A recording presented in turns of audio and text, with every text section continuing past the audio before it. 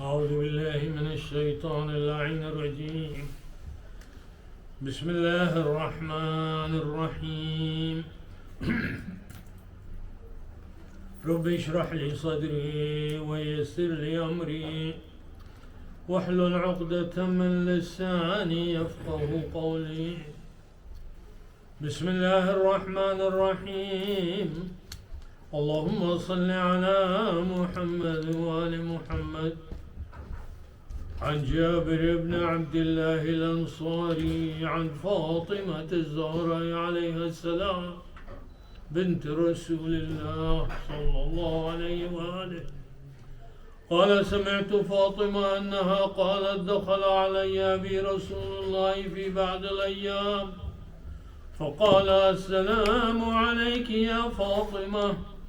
فقلت: عليك السلام. قال: إني أجد في بدني ضعفا. فقلت له: أعيذك بالله يا أبتاه من الضعف. فقال: يا فاطمة ائتيني بالكساء اليماني فغطيني به. فأتيته بالكساء اليماني فغطيته به وصرت أنظر إليه وإذا وجهه يتلألأ كأنه البدر في ليلة تمامه وكماله. اللهم صل على محمد وآل محمد. وما كانت إلا ساعة وإذا بولدي الحسن قد أقبل وقال: السلام عليك يا أماه. فقلت: وعليك السلام يا قرة عيني وثمرة فؤادي. فقال: يا أماه إني أشم عندك رائحة طيبة كأنها رائحة جد رسول الله. فقلت: نعم إن جدك تحت الكساء. فأقبل الحسن عليه السلام نحو الكساء وقال: السلام عليك يا جداه يا رسول الله. أتأذن لي أن أدخل معك تحت الكساء؟ قال: وعليك السلام يا ولدي ويا صاحب حوضي قد أذنت لك. فدخل الحسن عليه السلام معه تحت الكساء. اللهم صل على محمد وآل محمد.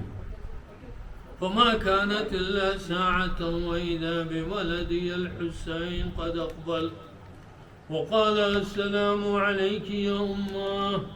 فقلت: وعليك السلام يا ولدي ويا قرة عيني وثمرة فؤادي.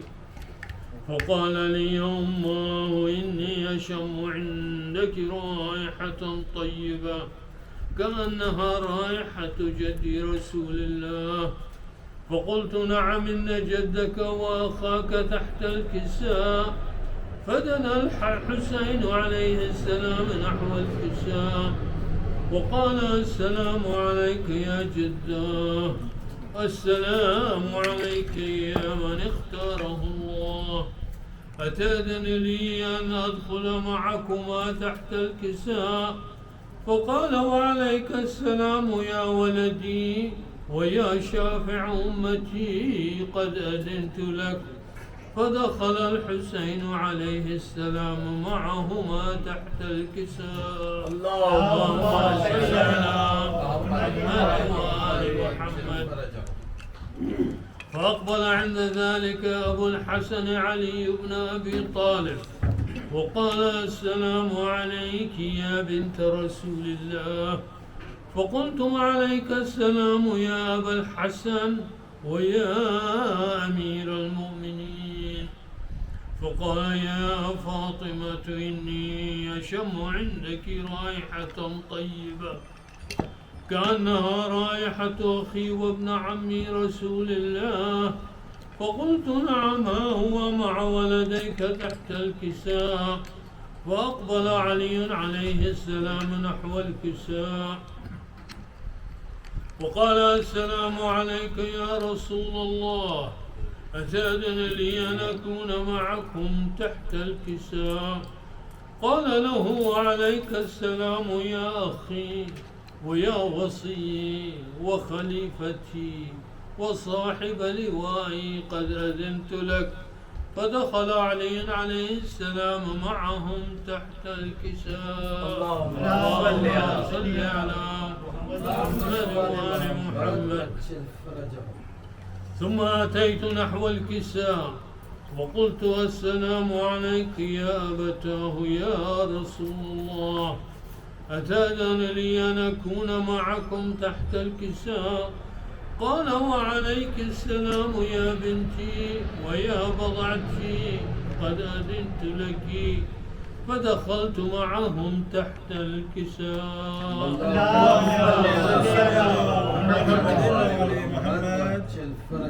فلما اكتملنا جميعا تحت الكساء أخذ بي رسول الله بطرفي الكساء وأومى بيده اليمنى إلى السماء وقال اللهم إن هؤلاء أهل بيت وخاصتي وحامتي، لحمهم لحمي ودمهم دمي، يؤلمني ما يؤلمهم ويحزنني ما يحزنهم.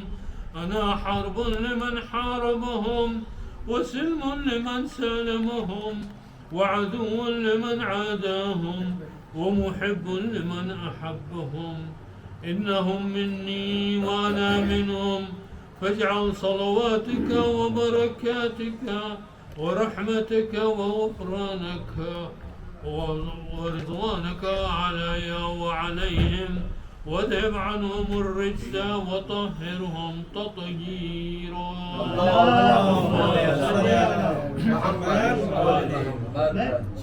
وقال الله عز وجل يا ملائكتي ويا سكان سماواتي، إني ما خلقت سماء مبنية ولا أرضا مدحية ولا قمرا منيرا ولا شمسا مضية ولا فلكا يدور ولا فلكا يسري إلا في محبة هؤلاء الخمسة الذين هم تحت الكساء.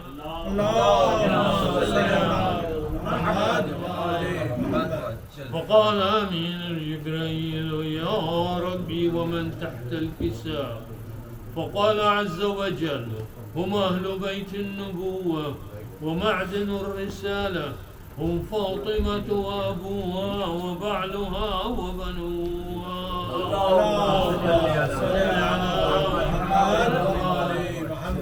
فقال جبرائيل يا ربي أتأذن لي أن أهبط إلى الأرض لأكون معهم سادسا؟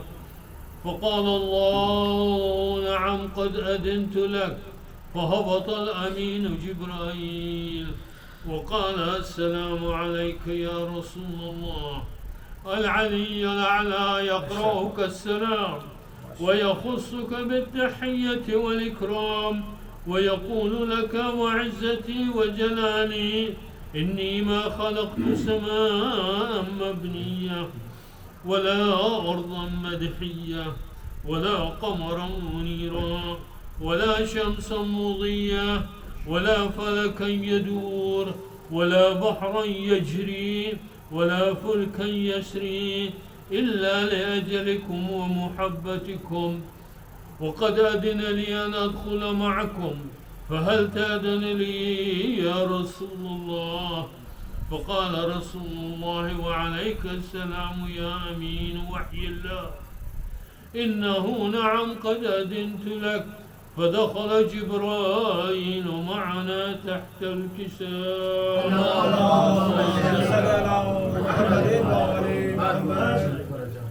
فقال لأبي إن الله قد أوحى إليكم يقول إنما يريد الله ليذهب عنكم الرجس أهل البيت ويطهركم تطهيرا.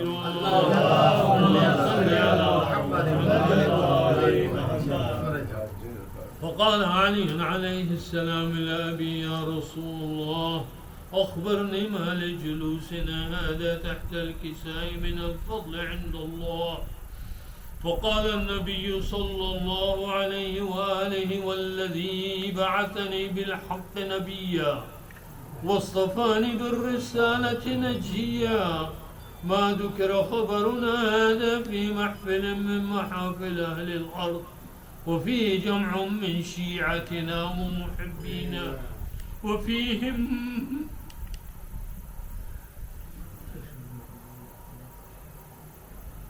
مهموم إلا وفرج الله همه، ولا مهموم إلا وكشف الله همه، ولا طالب حاجة إلا وقضى الله حاجته. وقال علي عليه السلام: إذا والله فزنا وسعدنا، وكذلك شيعتنا فازوا وسعدوا في الدنيا والآخرة ورب الكعبة.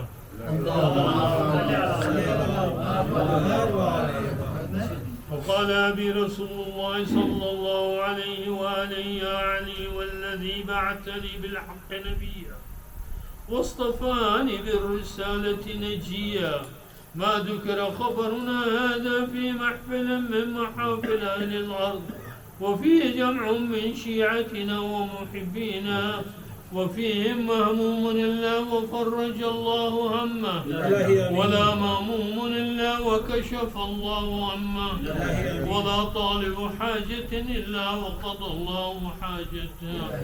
فقال علي عليه السلام: إذا والله فزنا وسعدنا، وكذلك شيعتنا فازوا وسعدوا في الدنيا والآخرة ورب الكعبة. اللهم صل على محمد وآل محمد. اللهم صل على محمد وآله الطاهرين، وارحمنا برحمتك يا أرحم الراحمين. اللهم صل على